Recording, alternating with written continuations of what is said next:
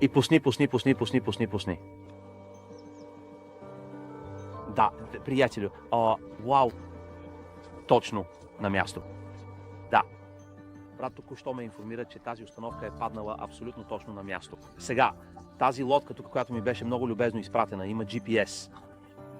Натискаш бутон и тя отива на твоето място. Но аз като нетехнически човек, какъвто съм, всъщност не знам как да я използвам, защото не съм прочел ръководството за употреба.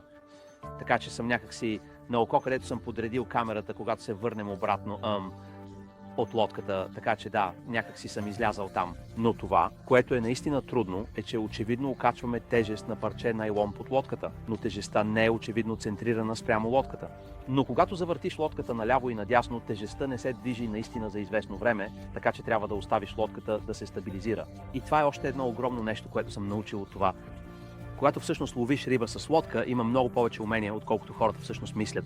Защото когато изнасяш стръвта си, ние очевидно можем да видим какво прави тежестта, можем да видим дали стои неподвижно или се движи. И е наистина трудно. Всъщност почти е невъзможно да спреш лодката напълно неподвижно.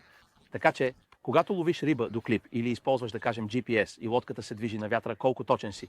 Кой знае? Но аз знам, че тази стръв е абсолютно на място, което означава, че мога да се отпусна, да гледам екрана, да отворя черешова кола и да чакам Шаран да вземе стръвта.